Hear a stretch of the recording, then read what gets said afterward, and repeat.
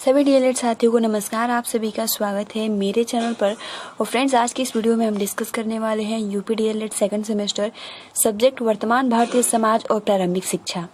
जी हाँ फ्रेंड्स, आज के इस वीडियो में पवन सीरीज के पवन सीरीज के जितने भी बहुविकल्पीय प्रश्न हैं आज की इस वीडियो में डिस्कस करने वाले हैं। ठीक है, अगर एक वीडियो में संभव हो जाता है तो ठीक है, नहीं तो हम पार्ट प्लीज शुरू करते हैं।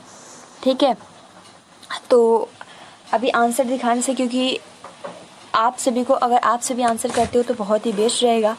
ठीक, तो चलिए शुरू करते हैं। वीडियो को लाइक कर दीजिए और ज़्यादा से ज़्यादा अपने फ्रेंड्स मित्रों को शेयर करिए ताकि वो भी जुड़ सके और जो अपनी प्रिपरेशन है वो कर सके। तो चलिए शुरू करते हैं, जिसमें सबसे पहला प्रश्न है कि बौद्ध शिक्षा का प्रमुख केंद्र था नालंदा, गया, गुजरात, बंगाल। तो इसका आंसर आप कमेंट्स बॉक्स में कर सकते हो। फिलहाल यहाँ पर जो राइट आंसर हो जाएगा कि बौद्ध शिक्षा का प्रमुख केंद्र था, वो क्या था? तो हमने रात को ही डिस्कस किया था, नालंदा, यानी ऑप्शन नंबर फर्स्ट यहाँ पे करेक्ट आंसर हो जाएगा। सेकंड जो क्वेश्चन है कि भारत में आधुनिक शिक्षा का जन्मदाता कहा जाता है, क्लाइव को, चार्ल्स ग्रांट को, कार्नवालिस को, कोई नहीं। तो भारत में आधुनिक शिक्षा का जन्मदाता कहा जाता है किसको? बिल्कुल सही, यहाँ पर option number B correct answer हो जाएगा, चार्ल्स ग्रांट को।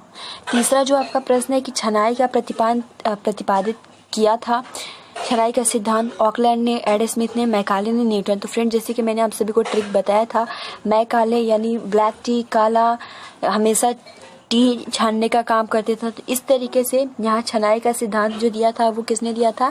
मैकाले ने। फोर्थ हमने डिस्कस किया था कि आदर्शवाद के अनुसार शिक्षा का केंद्र बिंदु क्या है? शिक्षक, शिक्षार्थी, पाठ्यक्रम, विद्यालय। तो आदर्शवाद के अनुसार, ठीक है, आदर्शवाद के अनुसार शिक्षा का केंद्र क्या था?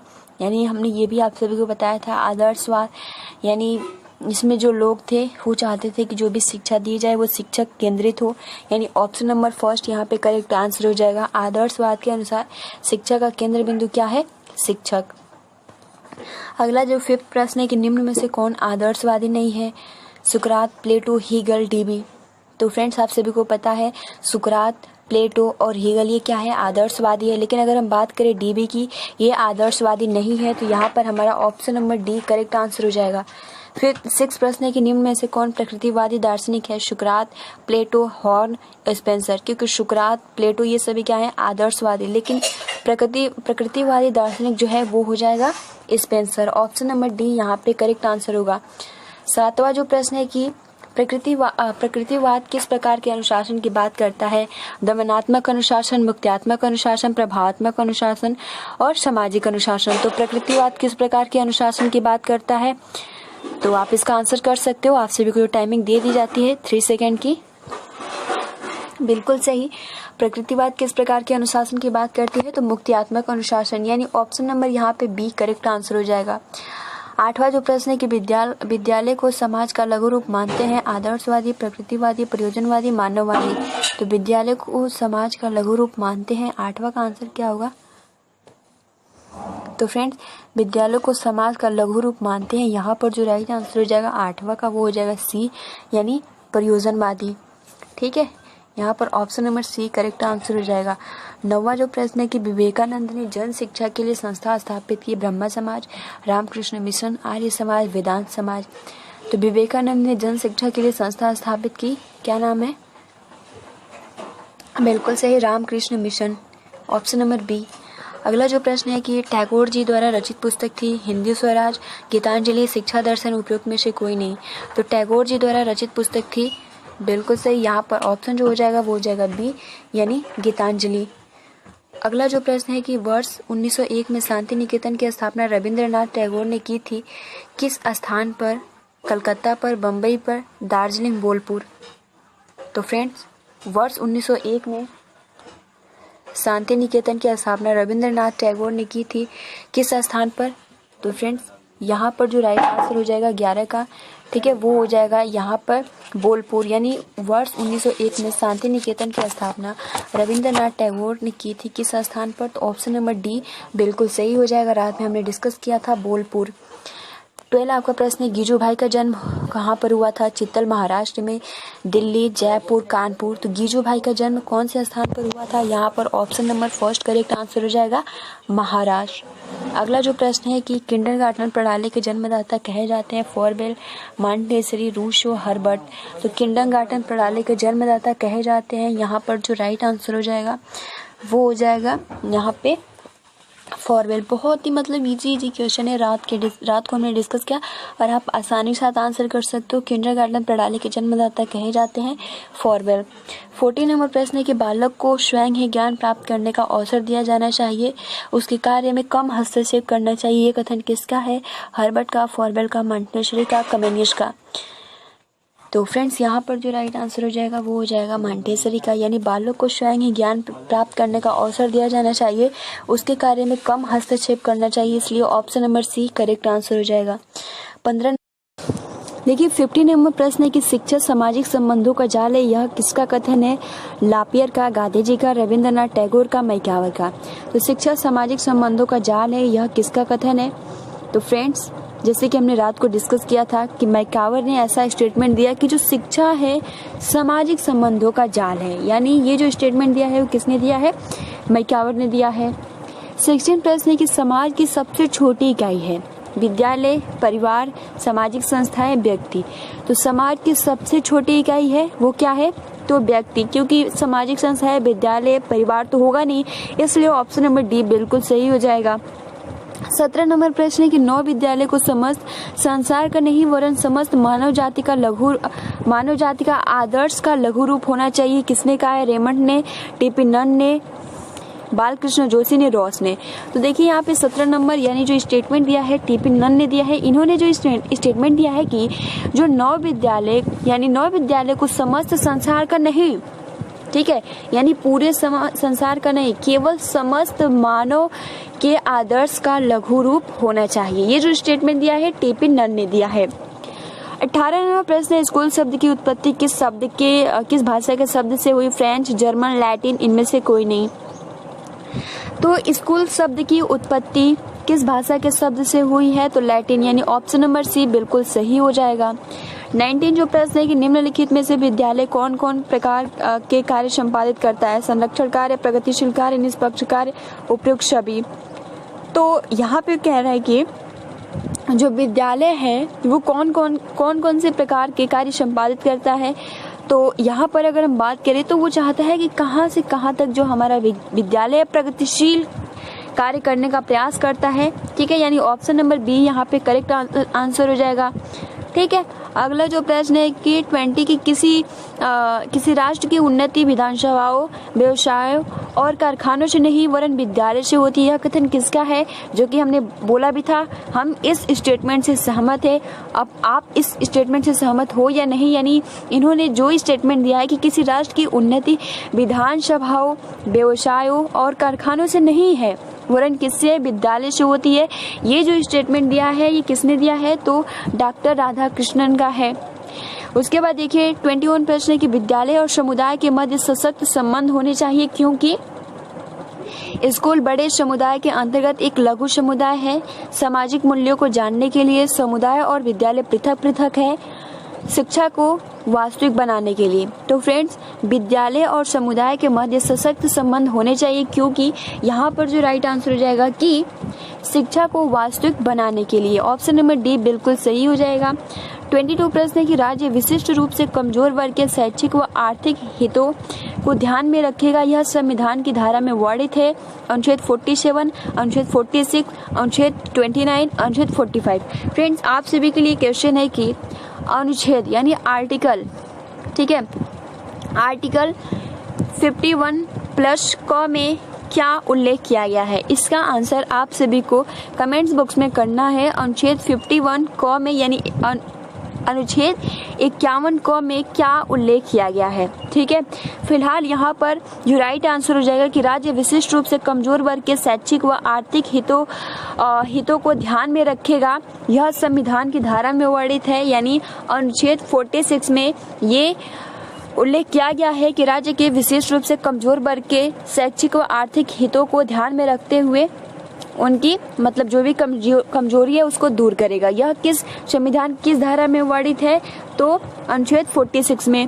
23 प्रश्न है कि जो मूल्य संपूर्ण विश्व की प्रगति एवं भलाई से संबंधित होते हैं वे कौन से मूल्य कहलाते हैं? यानी जो मूल्य विश्व की प्रगति एवं भलाई से संबंधित होते हैं वे कौन से मूल्य कहलाते हैं? सत्य, वैश्विक, संपूर्ण, कोई नहीं। तो फ्रेंड्स यहाँ पर जो राइट आंसर हो जाएगा, जो मूल्य संपूर्ण विश्व की प्रगति एवं भलाई से संबंधित होते हैं वे मूल्य कहलाते हैं वैश्विक। ऑप्शन नंबर बी यहाँ पे राइट हो जाएगा। 24 प्रश्न है कि एनसीईआरटी ने कितने मूल्य को स्वीकारा? 83, 80, 82, 84। तो एनसीईआरटी ने आरटी मतलब एससीईआरटी ने कितने मूल्यों को स्वीकारा? तो यहाँ पर जो राइट आंसर हो जाएगा वो हो जाएगा 83। 25 प्रश्न है कि मूल्य हमारे व्यवहार को क्या करते हैं? दर्शित, प्रेरित, नियंत्रित, उपरोक्त सभी। तो मूल्य हमारे व्यवहार को क्या करते हैं? दर्शित भी करते हैं, प्रेरित भी करते हैं, नियंत्रित भी करते हैं। इसलिए यहाँ पर जो राइट आंसर हो जाएगा उपयुक्त सभी।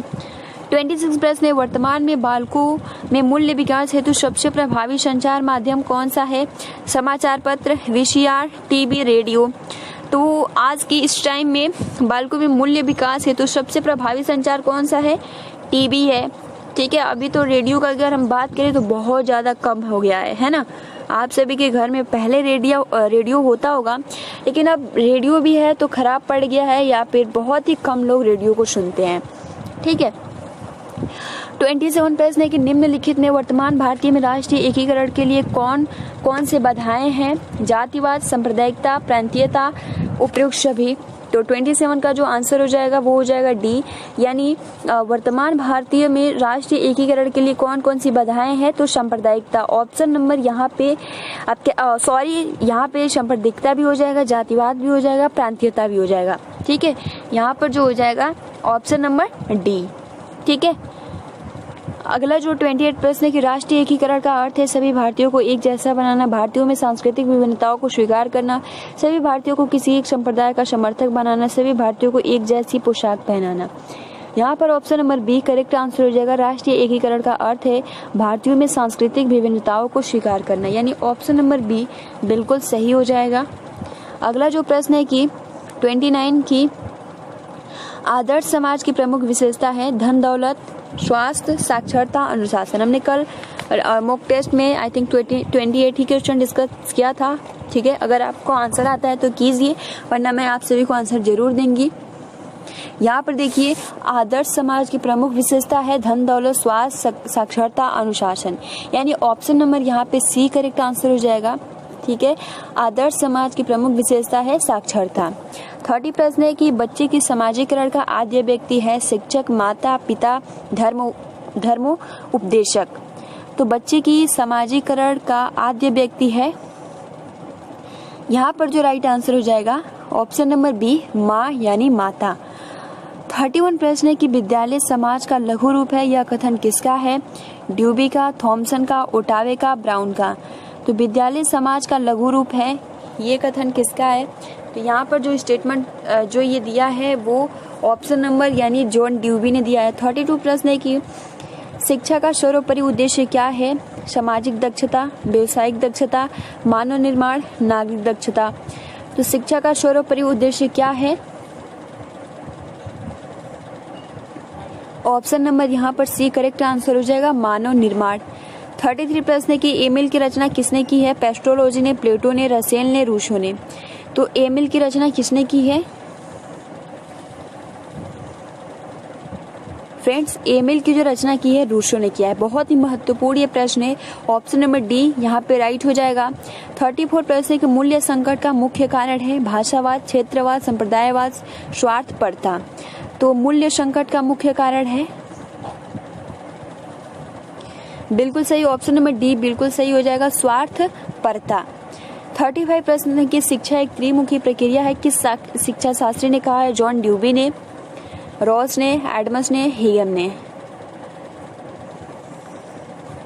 तो फ्रेंड्स, शिक्षा एक त्रिमुखी प्रक्रिया है। द्विमुखी प्रक्रिया जो कहा एडम्स ने कहा और त्रिमुखी प्रक्रिया जो कहा वो जॉन ड्यूबी ने कहा। इसलिए ऑप्शन नंबर फर्स्ट यानी शिक्षा एक त्रिमुखी प्रक्रिया है किस शिक्षा शास्त्री की देन है? तो ये जॉन ड्यूबी शिक्षा शास्त्री की देन है। 36 प्रश्न है कि शिक्षा का कार्य उत्तम नैतिक चरित्र का विकास करना है। किस शिक्षा शास्त्री का ये विचार है? अरस्तु का, प्लेटो का, सुकरात का, हर्बर्ट स्पेंसर का। तो शिक्षा का कार्य उत्तम नैतिक चरित्र का विकास करना है, ये जो स्टेटमेंट है ये हर्बर्ट स्पेंसर का है, यानी ऑप्शन नंबर यहाँ पर डी बिल्कुल सही हो जाएगा। 37 प्रश्न की शिक्षा अर्थपूर्ण एवं नैतिक प्रक्रिया है, अतः वह कल्पना नहीं की जा सकती कि वह उद्देश्य विहीन है।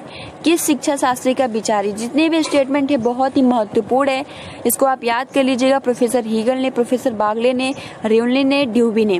तो शिक्षा अर्थपूर्ण एवं नैतिक प्रक्रिया है, अतः वह कल्पना नहीं की जा सकती, इसकी कल्पना नहीं की जा सकती कि वह उद्देश्य विहीन है। ये जो स्टेटमेंट दिया है ये रिउनली ने दिया है, यानी ऑप्शन नंबर सी। 38 प्रश्न है कि मेरा उद्देश्य बालक के मस्तिष्क को ज्ञान से सजाना नहीं वरन उसे यह भी सिखाना है कि वो जब भी आवश्यक ज्ञान का प्रयोग कर सके। किस शिक्षा शास्त्री का कथन है? तो ये जो स्टेटमेंट है रूसो ने दिया है। रूसो का बहुत ही अच्छा स्टेटमेंट है कि मेरा जो एम्स है बालक के मस्तिष्क को ज्ञान से सजाना नहीं है। ठीक है, आप बहुत सारा ज्ञान दे दो और उसका कोई यूज ना हो तो कोई फायदा नहीं है। तो यहाँ पर यही स्टेटमेंट यानी रूसो ने दिया है कि मेरा जो उद्देश्य है बालक के मस्तिष्क को ज्ञान से सजाना नहीं है वरन उसे यह भी सिखाना है कि जब भी आवश्यक हो तो उस ज्ञान का प्रयोग कर सके। किस शिक्षा शास्त्री का कथन है? तो ये स्टेटमेंट रूसो ने, और बहुत ही अच्छा स्टेटमेंट है। आप कभी भी किसी के सामने ये स्टेटमेंट रख सकते हो। ठीक है, तो ये याद हो जाएगा। अगला जो प्रश्न है 39 की ज्ञान वह पंख है जिसकी सहायता से कम स्वर्ग की प्राप्ति कर सकते हैं। मिल्टन का, शेक्सपियर का, व्हाइट हेड का, एडमस का। तो ज्ञान वह पंख है जिसके सहायता से, यहाँ पे रहेगा कम नहीं रहेगा, ठीक है, यहाँ पे रहेगा ज्ञान वह पंख है जिसके सहायता से स्वर्ग की प्राप्ति कर सकते हो। ये जो स्टेटमेंट है शेक्सपियर का है, ऑप्शन नंबर बी बिल्कुल सही हो जाएगा। 40 नंबर प्रश्न है कि समाज विहीन व्यक्ति कोरी कल्पना है, यह कथन किसका है? रेमंड का, रोज का, जॉन ड्यूबी का, प्लेटो का। तो समाज विहीन व्यक्ति कोरी कल्पना है, ये जो स्टेटमेंट है ऑप्शन नंबर फर्स्ट यानी रेमंड का है। 41 प्रश्न है कि प्रयोगवादी विचारधारा का सबसे बड़ा समर्थक कौन दर्शन शास्त्री है? TP Nunn, Smith, John Dewey, Spear. तो फिर फ्रेंड्स 41 का जो ऑप्शन हो जाएगा वो हो जाएगा और यानी टीपी नन। किस दार्शनिक का मानना है कि शिक्षा का कोई उद्देश्य नहीं होता, उद्देश्य तो केवल व्यक्ति के होते हैं? जॉन ड्यूबी का, पियर्स का, कांट का, हेराक्लिटस का। तो फ्रेंड्स यहाँ पर जो राइट आंसर हो जाएगा यानी जॉन ड्यूबी दार्शनिक का मानना है कि शिक्षा का कोई उद्देश्य नहीं होता है, उद्देश्य तो केवल व्यक्ति का होता है। और बहुत ही अच्छा स्टेटमेंट है।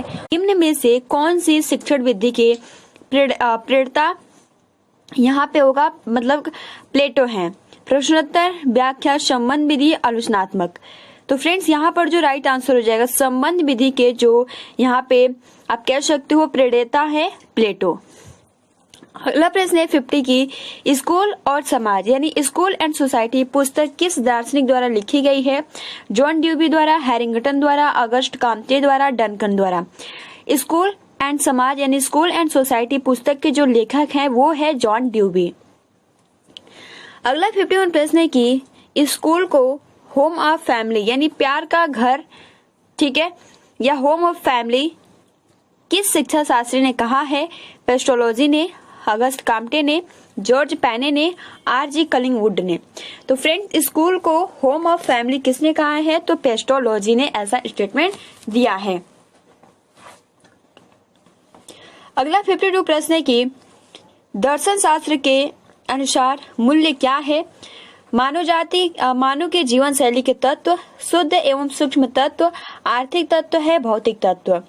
तो दर्शन शास्त्र के अनुसार मूल्य क्या है? यहाँ पर ऑप्शन नंबर बी करेक्ट हो जाएगा, शुद्ध एवं सूक्ष्म तत्व। ऑप्शन नंबर बी बिल्कुल सही होगा।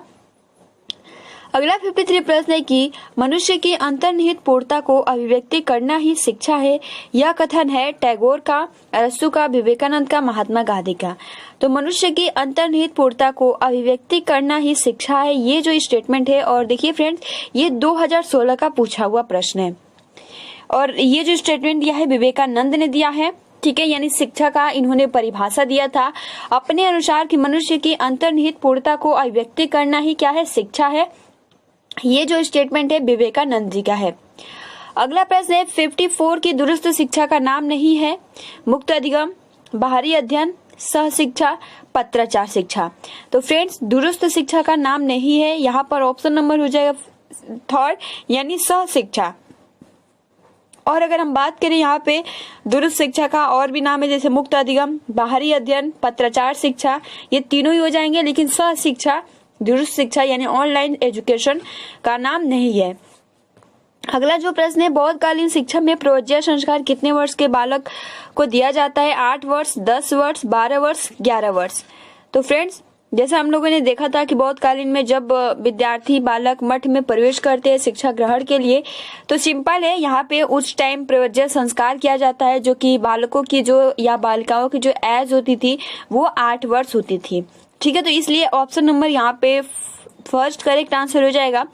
56 प्रश्न है कि वर्धा में अखिल भारतीय राष्ट्रीय शिक्षा सम्मेलन आयोजित हुआ सन 1940 में, सन 1937 में, सन 1950 में, सन 1948 में।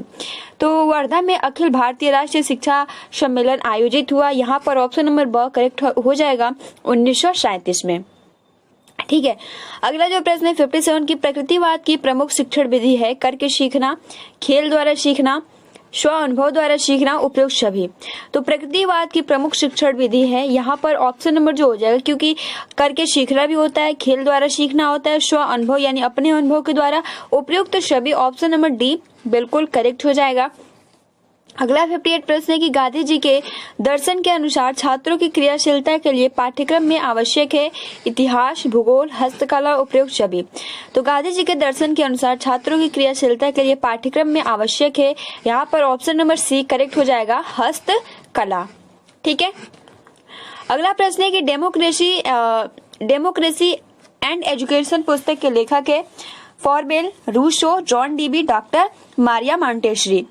तो डेमोक्रेसी एंड एजुकेशन पुस्तक के जो लेखक है 2016 का पूछा हुआ प्रश्न है जॉन डीबी।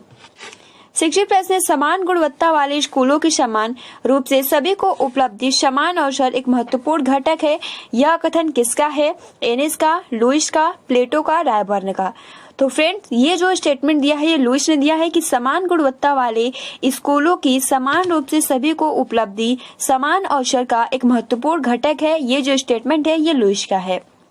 61 प्रश्न है कि अनिवार्य प्राथमिक शिक्षा का संविधान के किस अनुच्छेद के द्वारा प्रावधान किया गया है? अनुच्छेद 48, अनुच्छेद 44, अनुच्छेद 41, अनुच्छेद 45। फ्रेंड्स हमने कल आप सभी से ये एक क्वेश्चन पूछा था जिसका आंसर आप सभी ने दिया भी था।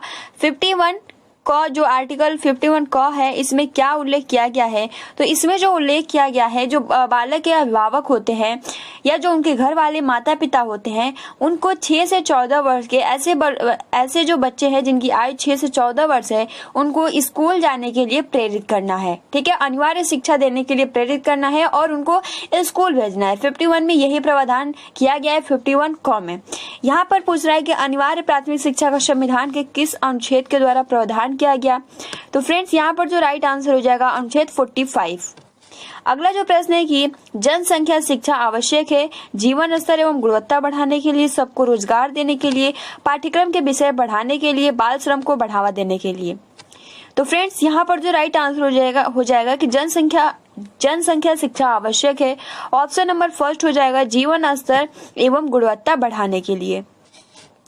अगला 63 प्रश्न है कि राष्ट्रीय जनसंख्या नीति की घोषणा की गई 16 अप्रैल 1976 को, 10 मार्च 1975 को, 20 जनवरी 1980 को, 9 सितंबर 1985 को। तो राष्ट्रीय जनसंख्या नीति की घोषणा की गई, यहाँ पर ऑप्शन नंबर फर्स्ट हो जाएगा 16 अप्रैल 1976 को। ठीक है, यहाँ पे फर्स्ट वाला करेक्ट हो जाएगा। अगला जो 64 प्रश्न है कि पर्यावरण दिवस मनाया जाता है 10 जून को, 4 जून को, 5 जून को, 8 जून को। बहुत सिंपल, बहुत इजी, बहुत महत्वपूर्ण प्रश्न है। पर्यावरण दिवस मनाया जाता है तो ये मनाया जाता है 5 जून को। अगला 65 प्रश्न है कि बच्चों में मूल्यों के विकास में सर्वाधिक महत्वपूर्ण भूमिका है आस पड़ोस की, परिवार की, मित्रों की, समाज की। तो फ्रेंड्स बच्चों में मूल्यों के विकास में सर्वाधिक महत्वपूर्ण भूमिका है, यहाँ पर ऑप्शन नंबर डी करेक्ट हो जाएगा समाज की। अगला जो प्रश्न है 66 की राष्ट्रीय सद्भावना को प्रभावित करने वाला प्रमुख कारक है जातिवाद, प्रांतीयता, सांप्रदायिकता, उपरोक्त सभी। तो तो राष्ट्रीय सद्भावना को प्रभावित करने वाला प्रमुख कारक है, यहाँ पर ऑप्शन नंबर डी करेक्ट हो जाएगा, जातिवाद, प्रांतीयता, सांप्रदायिकता, उपयुक्त सभी, क्योंकि हमने पहले भी ये क्वेश्चन डिस्कस किया था। ठीक है, उपयुक्त सभी इज द राइट आंसर। 67 प्रश्न है कि बाल श्रमिक बनने का मुख्य कारण नहीं है अत्यधिक गरीबी, अशिक्षा, जनसंख्या वृद्धि, प्रतिस्पर्धा। तो फ्रेंड्स यहाँ पर जो राइट आंसर हो जाएगा, बाल श्रमिक बनने का मुख्य कारण नहीं है प्रतिस्पर्धा। अगला जो प्रश्न है ये भी हमने डिस्कस किया था। द्विवा स्वप्न पुस्तक के लेखक है गिजुबाई, स्वामी विवेकानंद, महात्मा गांधी, सर्वपल्ली राधाकृष्णन। तो यहाँ पर राइट आंसर हो जाएगा कि द्विवा स्वप्न पुस्तक के लेखक है गिजुभाई। अगला जो प्रश्न है कि निम्नलिखित में से कौन सी अनौपचारिक शिक्षा की विशेषता है? स्थान निश्चित नहीं होता, समय निश्चित नहीं होता, स्वतंत्र होती है, उपयुक्त सभी। तो अनौपचारिक यानी औपचारिक तौर पे शिक्षा नहीं दी जाती है। अनौपचारिक शिक्षा जो होती है वो जीवन पर्यंत तक चलती है। आप कभी भी कहीं भी किसी वक्त भी कुछ भी सीख सकते हो और कोई भी घटना से कुछ न कुछ सीख जरूर मिलती है। इसलिए यहाँ पे कह रहे कि अनौपचारिक शिक्षा की विशेषता जो हो जाएगा, स्थान निश्चित नहीं होता है, समय निश्चित नहीं होता है, स्वतंत्र होते हैं, उपयुक्त सभी इज द राइट आंसर। संविधान में किस भाषा को राजभाषा का दर्जा मिला है? हिंदी को, या फिर उर्दू को, या फिर अंग्रेजी को, या फिर फारसी को? तो फ्रेंड्स संविधान में हिंदी भाषा को राजभाषा की दर्जा मिली है या दी गई है। शिक्षा एक त्रिमुखी प्रक्रिया, यह कथन किसका है? जॉन लॉक का, रविंद्रनाथ टैगोर का, जॉन डीवी का, महात्मा गांधी का। तो शिक्षा एक त्रिमुखी प्रक्रिया, ये जो स्टेटमेंट दिया है जॉन डीवी ने दिया है। और शिक्षा एक द्विमुखी प्रक्रिया, इसका आंसर कमेंट्स बॉक्स में आपसे भी कर सकते हो। शिक्षा शब्द का शाब्दिक अर्थ है अंतर्निहित शक्तियों का विकास, बहिर्मुखी शक्तियों का विकास, शारीरिक विकास करना, उपयुक्त में से कोई नहीं। तो शिक्षा शब्द का शाब्दिक अर्थ होता है, यहाँ पर जो राइट आंसर हो जाएगा, क्योंकि शिक्षा शब्द का शाब्दिक अर्थ अगर हम कहें यहाँ पे तीनों ही हो जाएंगे। अंतर्निहित शक्तियों का विकास भी हो जाएगा, बहिर्मुखी शक्तियों का विकास भी होगा और शारीरिक विकास। तो यहाँ पर ऑप्शन नंबर डी बिल्कुल सही हो जाएगा। अगला जो प्रश्न है कि दूरवर्ती शिक्षा किसे कहते हैं? दूरवर्ती शिक्षा को कहते हैं पत्राचार शिक्षा, दूरस्थ शिक्षा, स्वतंत्र अध्ययन, उपयुक्त सभी। तो दूरवर्ती शिक्षा को कहते हैं पत्राचार शिक्षा, दूरस्थ शिक्षा, स्वतंत्र अध्ययन, क्योंकि उसमें कोई ये नहीं होता है कि आपको यहाँ पर इसी रूप में और इसी जगह पे आपको पढ़ना है, ज्यादा शोरगुल नहीं करना है। आप जो दूरवर्ती यानी जैसे कि आज के टाइम में ऑनलाइन शिक्षा दी जा रही है, दूरस्थ शिक्षा जिसे हम पत्राचार शिक्षा भी कहते हैं, स्वतंत्र अध्ययन, तो इसलिए यहाँ पे दूरवर्ती शिक्षा को कहते हैं। ऑप्शन नंबर डी बिल्कुल सही हो जाएगा। ठीक है, उपयुक्त सभी। अगला जो प्रश्न है, शिक्षण के तीन केंद्र बिंदु है अध्यापक, बालक और पाठ्यक्रम। विषय अध्यापक, श्यामपट्ट, पुस्तकें बालक और अध्यापक, बालक बालिकाएं और अध्यापक। तो फ्रेंड्स बहुत इजी प्रश्न है। शिक्षण के तीन केंद्र बिंदु है अध्यापक, बालक और पाठ्यक्रम, इसलिए यहाँ पर फर्स्ट करेक्ट आंसर हो जाएगा। ठीक है, अगला जो आपका प्रश्न है कि शिक्षण को रोचक और प्रभावशाली बना देती है चित्रकला, विज्ञान, शिक्षण में प्रयुक्त युक्तियां, लेखन कला। तो फ्रेंड्स जो भी शिक्षण होता है उसमें रोचक और प्रभावशाली बना देती है। तो जो अगर हम टेक्निक्स या ऐसे जो सूत्र है, शिक्षण सूत्र, जिसको अपनाकर हम जो शिक्षण है उसको रोचक प्रभावशाली बना सकते हैं, इसलिए यहाँ पे option number C correct answer हो जाएगा, शिक्षण में प्रयुक्त युक्तियां। अगला आपका प्रश्न है कि शिक्षा एक प्रक्रिया है जिसके द्वारा बालक अपनी जन्मजात शक्तियों का अभिव्यक्त करता है, यह कथन किसका है?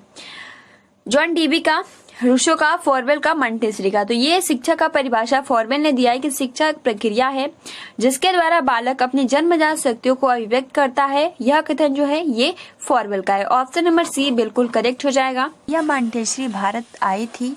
तो फ्रेंड्स यहाँ पर जो मेरिया मॉन्टेसरी भारत आई थी वो आई थी 1939 में। ठीक है, ऑप्शन नंबर डी बिल्कुल करेक्ट हो जाएगा, 1939। अगला 78 प्रश्न की जनसंख्या शिक्षा में सबसे अधिक उत्तरदायित्व है तो किसका है? तो शिक्षकों का है। ठीक है, अगला जो क्वेश्चन है कि शिक्षा के अधिकार की क्रियान्वयन की प्रमुख चुनौती है। तो फ्रेंड्स यहाँ पर ये तीनों ही हो जाएंगे। ठीक है, यानी शिक्षा के अधिकार के क्रियान्वयन की प्रमुख चुनौती है प्रशिक्षित शिक्षकों का अभाव, दोषपूर्ण पाठ्यक्रम, शासकीय उदासीनता, उपयुक्त सभी इज द राइट आंसर। 80 प्रश्न है कि पाठ्य योजना का निर्माण आवश्यक है छात्रों को पढ़ाने की प्रेरणा हेतु, छात्रों को भटकने से बचाने हेतु, यहाँ पर देखिए जो राइट आंसर हो जाएगा वो हो जाएगा पाठ्य योजना का निर्माण आवश्यक है शिक्षण को योजनाबद्ध करने हेतु। ठीक है, क्योंकि पाठ्य योजना तभी बनाया जाता है जब प्लान पूरा पहले से ही कर लिया जाता है, उसी को हम लेसन प्लान कहते हैं। ठीक है, तो यही ऑप्शन नंबर डी हो जाएगा। पाठ्य योजना का निर्माण आवश्यक है शिक्षण को योजनाबद्ध करने के लिए। 81 प्रश्न की परिवार के द्वारा बालकों को प्राप्त होती है जीवन व्यवहार की शिक्षा, पारस्परिक सहयोग की शिक्षा, जीविकोपार्जन की शिक्षा, उपयुक्त सभी इज द राइट आंसर। अगला क्वेश्चन है कि वैदिक कालीन यानी गुरुकुल शिक्षा किस जीवन दर्शन पर आधारित थी? प्रकृतिवाद, आदर्शवाद, समाजवाद, व्यवहारवाद। तो वैदिक कालीन यानी गुरुकुल शिक्षा किस जीवन दर्शन पर आधारित थी? यहाँ पर option number B correct answer हो जाएगा, आदर्शवाद। 83 प्रश्न की आदर्शवाद का श्रेष्ठ योगदान किस क्षेत्र में है? शिक्षण विधि में, उद्देश्य में, पाठ्यक्रम में, बालक में। तो आदर्शवाद का श्रेष्ठ योगदान किस क्षेत्र में है? तो यहाँ पर ऑप्शन नंबर जो हो जाएगा वो हो जाएगा उद्देश्य में। बहुत ज़्यादा महत्वपूर्ण ये प्रश्न है। आदर्शवाद का श्रेष्ठ योगदान किस क्षेत्र में है? तो उद्देश्य में। अगला क्वेश्चन है जो कि 2017 का पूछा हुआ प्रश्न 84 की राम मूर्ति समिति यानी 1990 को क्यों गठित हुई, क्या कारण है? तो यहाँ पर जो राइट आंसर हो जाएगा राम मूर्ति समिति 1990 में जो गठित की गई राष्ट्रीय शिक्षा नीति 1986 की समीक्षा हेतु। ठीक है, यानी राष्ट्रीय शिक्षा नीति 1986 की जो बनी थी उसकी समीक्षा हेतु राम मूर्ति समिति 1990 गठित की गई थी। अगला 85 प्रश्न है कि राधा कृष्णन आयोग की संस्तुतियाँ संबंधित थी उच्च शिक्षा से, माध्यमिक शिक्षा से, प्रारंभिक शिक्षा से, तकनीकी शिक्षा से। तो राधा कृष्णन आयोग की संस्तुतियाँ संबंधित थी। ऑप्शन नंबर यहाँ पे फर्स्ट करेक्ट आंसर हो जाएगा उच्च शिक्षा से। ठीक है, अगला क्वेश्चन है कि उड का आज्ञा पत्र प्रकाशित हुआ 19 जुलाई 1854 को, 2 फरवरी 1835 को, 24 नवंबर 1839। देखिए यहाँ उड का आज्ञा पत्र जो प्रकाशित हुआ था 19 जुलाई 1854 ईस्वी को उड का आज्ञा पत्र प्रकाशित हुआ था। अगला प्रश्न है कि निष्पदन सिद्धांत किसने दिया था? तो निष्पदन कहीं कहीं रहता है, यहाँ पे निष्पदन सिद्धांत है। तो निष्पदन सिद्धांत जो दिया था वो मैकाले ने दिया था। ऑप्शन नंबर बी बिल्कुल सही हो जाएगा।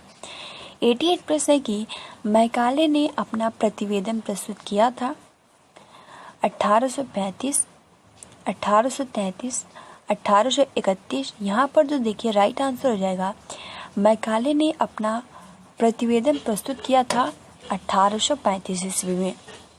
इसलिए यहाँ पर ऑप्शन और जो उड का घोषणा पत्र था 2 जुलाई 1854 था, है ना, 1854। और ये जो मैकाले ने अपना प्रतिवेदन दिया था सन 1845 में, क्योंकि जब मैकाले ने दिया उसके बाद उड का घोषणा पत्र आया था। अगला 89 प्रश्न की वैदिक शिक्षा का प्रमुख संस्कार था। तो वैदिक शिक्षा का प्रमुख संस्कार है उपनयन संस्कार। 90 क्वेश्चन है कि प्रारंभिक शिक्षा प्रारंभ होती है। तो फ्रेंड्स प्रारंभिक शिक्षा प्रारंभ होती है क्योंकि आप सभी को पता है बाल्यावस्था 6 से 12 वर्ष होता है। तो इस तरीके से आप कह सकते हो प्रारंभिक शिक्षा प्रारंभ होती है बाल्यावस्था से। अगला 91 प्रश्न है कि शिक्षा स्वस्थ शरीर में स्वस्थ मस्तिष्क का निर्माण करती है, यह कथन किसका है? ये जो कथन है ये अरस्तु महोदय जी का है। ऑप्शन नंबर सी बिल्कुल सही हो जाएगा। अगला क्वेश्चन है कि शिक्षा का प्रमुख उद्देश्य है शारीरिक विकास, मानसिक विकास। यहाँ पर जो ऑप्शन नंबर हो जाएगा शिक्षा का प्रमुख उद्देश्य है सर्वांगीण विकास। 93 प्रश्न है कि बालक का मस्तिष्क कोरी स्लेट की तरह है, यह कथन किसका है? तो फ्रेंड्स यहाँ पर जो राइट आंसर होगा वो होगा रूसो का।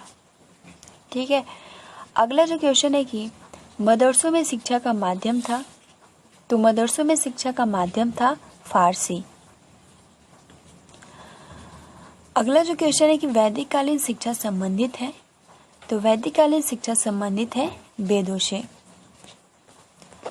अगला जो क्वेश्चन है 96 की किंडरगार्टन प्रणाली के जन्मदाता कहे जाते हैं, तो किंडरगार्टन प्रणाली के जन्मदाता कहे जाते हैं फॉरवेल। ऑप्शन नंबर यहाँ पर फर्स्ट करेक्ट आंसर होगा। 97 प्रश्न की पांडिचेरी में किस महान शिक्षा शास्त्री ने आश्रम की स्थापना की, तो फ्रेंड्स पांडिचेरी में श्री अरविंद घोष ने शिक्षा शास्त्री ने आश्रम की स्थापना की। कहाँ पर, तो पांडिचेरी में। तो किसने की, किस महान शिक्षा शास्त्री ने, तो श्री अरविंद घोष ने की थी। 98 प्रश्न की शिक्षा एक त्रिध्रुवी प्रक्रिया है, यह कथन है, तो ये जो कथन है ये जॉन ड्यूवी का है। एडवर्स ने दो मुख्य प्रक्रिया दिया था। अगला जो क्वेश्चन है कि 99 की फॉरवेल द्वारा प्रतिपादित शिक्षण पद्धति है किंडरगार्टन, बाल उद्यान। यहाँ पर जो राइट आंसर हो जाएगा फॉरवेल द्वारा प्रतिपादित शिक्षण पद्धति है, option number first correct answer हो जाएगा किंडरगार्टन। 100वां प्रश्न की जनसंचार का यांत्रिक साधन है, तो friends television, tape recorder, computer, उपयुक्त सभी। यानी जनसंचार का यांत्रिक साधन है, यहाँ पे तीनों ही हो जाएंगे, टेलीविजन भी हो जाएगा, टेप रिकॉर्डर भी हो जाएगा, कंप्यूटर भी हो जाएगा, उपयुक्त सभी इज द राइट आंसर। 101 प्रश्न की रूढ़िवादिता तथा निरक्षरता गंभीर समस्या है प्रौढ़ों की, बालिकाओं की, बालकों की, दिव्यांगों की। तो फ्रेंड्स यहाँ पर देखिए रूढ़िवादिता तथा निरक्षरता गंभीर समस्या है बालिकाओं की। 102 प्रश्न की परोपकार, सत्यनिष्ठा, समाजशीलता उदाहरण है, तो फ्रेंड्स यहाँ पर जो राइट आंसर हो जाएगा परोपकार, सत्यनिष्ठा, क्षमाशीलता उदाहरण है, option number C correct answer हो जाएगा मानव मूल्य का। ठीक है। 103 प्रश्न की वैदिक साहित्य में प्रयुक्त शिक्षा शब्द का आशय है विद्या, ज्ञान, बौद्ध, विनिमय, उपयोग सभी। तो वैदिक साहित्य में प्रयुक्त शिक्षा शब्द का आशय है, यहाँ पर ऑप्शन नंबर डी हो जाएगा विद्या, ज्ञान, बोध तथा विनय। यानी यहाँ पे तीनों ही ऑप्शन सही है, इसलिए ऑप्शन नंबर डी बिल्कुल सही होगा, उपयुक्त सभी। 104 प्रश्न की बौद्धकालीन शिक्षा का प्रमुख उद्देश्य था, तो फ्रेंड्स यहाँ पर जो राइट आंसर हो जाएगा बौद्धकालीन शिक्षा का प्रमुख उद्देश्य था, ऑप्शन नंबर सी निवारण की प्राप्ति। ठीक, बहुत ही महत्वपूर्ण ये क्वेश्चन है। बौद्धकालीन शिक्षा का प्रमुख उद्देश्य था निवारण की प्राप्ति। अगला जो क्वेश्चन है 105 की शिक्षा में प्रयोजनवाद के जन्मदाता है, तो शिक्षा में प्रयोजनवाद के जो जन्मदाता है ऑप्शन नंबर यहाँ पे फर्स्ट करेक्ट आंसर हो जाएगा विलियम जेम्स। 106 प्रश्न की सर्वोत्तम शिक्षा वही है जो संपूर्ण दृष्टि से हमारे जीवन का सामंजस्य स्थापित करती है, यह कथन किसका है और बहुत ज़्यादा महत्वपूर्ण है। ये रविंद्रनाथ टैगोर ने स्टेटमेंट दिया है कि सर्वोत्तम शिक्षा वही है जो संपूर्ण दृष्टि से हमारे जीवन का सामंजस्य स्थापित करती है। ये जो स्टेटमेंट है यह रविंद्रनाथ टैगोर का है।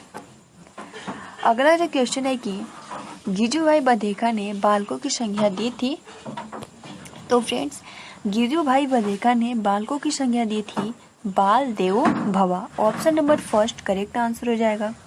2019 का पूछा हुआ प्रश्न है। 108वां प्रश्न है कि कर्म इंद्रियों, ज्ञान इंद्रियों व पढ़ने लिखने की शिक्षा, इन तीन भागों में शिक्षण पद्धति को विभाजित किया जाता है, तो फ्रेंड्स यहाँ पर जो राइट आंसर हो जाएगा वो हो जाएगा मॉन्टेसरी। 109वां प्रश्न है कि निःशुल्क एवं अनिवार्य बाल शिक्षा अधिकार अधिनियम पारित किया गया। ये भी बहुत ज़्यादा महत्वपूर्ण है। निःशुल्क एवं अनिवार्य बाल शिक्षा अधिकार अधिनियम पारित हुआ 2009 में। 110वां प्रश्न है कि राष्ट्रीय जनसंख्या नीति का मुख्य उद्देश्य था, तो फ्रेंड्स यहाँ पर राइट आंसर हो जाएगा राष्ट्रीय जनसंख्या नीति का मुख्य उद्देश्य था जनसंख्या वृद्धि को प्रभावी ढंग से रोकना। अगला जो क्वेश्चन है कि वुड का घोषणा पत्र प्रकाशित हुआ। वुड का घोषणा पत्र प्रकाशित हुआ था 1854 में। नेक्स्ट प्रश्न है कि पर्यावरण संरक्षण अधिनियम लागू हुआ। तो पर्यावरण संरक्षण अधिनियम लागू हुआ ऑप्शन नंबर सी 1986 ईस्वी में। 113 प्रश्न की शिक्षा वह है जो जीवन को संपूर्ण सत्ता के साथ स्थापित करने की शक्ति होती है, यह विचार किसका है। तो शिक्षा वह है जो जीवन को संपूर्ण सत्ता के साथ स्थापित करने की शक्ति होती, यह विचार किसका है। तो यह रविंद्रनाथ टैगोर का। 114 लास्ट क्वेश्चन है, नहीं अभी भी क्वेश्चन है। 114 नंबर प्रश्न है कि गिजू भाई बधेगा कहीं के रहता है द्वारा लिखित पुस्तक है। तो यहाँ पर हो जाएगा प्राथमिक शाला में भाषा शिक्षा। ये गिजू भाई ने लिखा है प्राथमिक शाला में भाषा शिक्षा। अगला प्रश्न है कि पाठशाला को बाग, शिशु को पौधा व शिक्षक को मालिक किसने कहा है। तो फ्रेंड्स यहाँ पर option number first formal correct answer होगा। 116 प्रश्न है कि शिक्षा का प्रमुख उद्देश्य है। तो फ्रेंड्स शिक्षा का प्रमुख उद्देश्य है यहाँ पर ऑप्शन नंबर सी करेक्ट हो जाएगा सर्वांगीण विकास। 117 प्रश्न है कि शिक्षक द्वारा छात्रों में राष्ट्रीय सद्भावना का विकास किया जा सकता है। तो फ्रेंड्स शिक्षक द्वारा छात्रों में राष्ट्रीय सद्भावना का विकास किया जा सकता है शिक्षकों द्वारा स्वयं इसका अमल करके। 118 प्रश्न है कि मनुष्य की अंतर्निहित पूर्णता को अभिव्यक्त करना ही शिक्षा है, यह विचार किसका है। तो फ्रेंड्स ये स्वामी विवेकानंद का विचार है कि मनुष्य की अंतर्निहित पूर्णता को अभिव्यक्त करना ही शिक्षा है। ये जो स्टेटमेंट है ये स्वामी विवेकानंद ने दिया है। 119 प्रश्न है कि अनिवार्य प्राथमिक शिक्षा का प्रावधान संविधान के किस अनुच्छेद में है। तो यहाँ पर ऑप्शन नंबर सी करेक्ट हो जाएगा 45। 120 प्रश्न है कि महात्मा गांधी के दर्शन के अनुसार छात्रों की क्रियाशीलता के लिए पाठ्यक्रम में आवश्यक है। तो महात्मा गांधी के दर्शन के अनुसार छात्रों की क्रियाशीलता के लिए पाठ्यक्रम में आवश्यक है हस्तकला विषय। 121 प्रश्न है कि शिक्षा में प्रयोजनवादी शिक्षा होती है। तो शिक्षा में प्रयोजनवादी शिक्षा होती है अनुभव केंद्रित। 122 प्रश्न है कि शिक्षा में निष्पंदन सिद्धांत किसने दिया है। तो यहाँ पर अभी जस्ट हमने डिस्कस किया निष्पंदन सिद्धांत जो दिया वो मैकाले ने दिया। अगला जो क्वेश्चन है कि ऐसी शिक्षा जिसमें किसी निश्चित समय पाठ्यक्रम विद्यालय की आवश्यकता नहीं होती है वो कौन सी शिक्षा होती है। तो अनौपचारिक शिक्षा यानी ऑप्शन नंबर सी बिल्कुल सही हो जाएगा। 124 प्रश्न है कि सीखने के लिए स्वतंत्रता एवं निरंतरता आवश्यक है, यह विचार किसका है। तो सीखने के लिए स्वतंत्रता एवं निरंतरता आवश्यक है, यह जो विचार है फॉरवेल का है। 125 प्रश्न है कि बौद्ध शिक्षा का प्रमुख केंद्र था। तो बौद्ध शिक्षा का प्रमुख केंद्र था नालंदा। 126 प्रश्न है कि सभी धर्मों के प्रति सहनशील अध्ययन को प्रोत्साहित करने का सुझाव किसने दिया है। तो सभी धर्मों के प्रति सहनशील अध्ययन को प्रोत्साहित करने का सुझाव कोठारी आयोग ने दिया है। जॉन ड्यूवी द्वारा लिखित पुस्तक है। तो जॉन ड्यूवी द्वारा लिखित पुस्तक है डेमोक्रेसी एंड एजुकेशन। तो ये पवन सीरीज के जितने भी ऑब्जेक्टिव टाइप क्वेश्चन थे पार्ट 3 सीरीज के जितने भी ऑब्जेक्टिव टाइप क्वेश्चन थे देख सकते हो। तो अभी तक आपने वीडियो को लाइक नहीं किया है तो लाइक कर दीजिए और अपने फ्रेंड्स मित्रों को जरूर शेयर करें। Thanks for watching, take care and best of luck.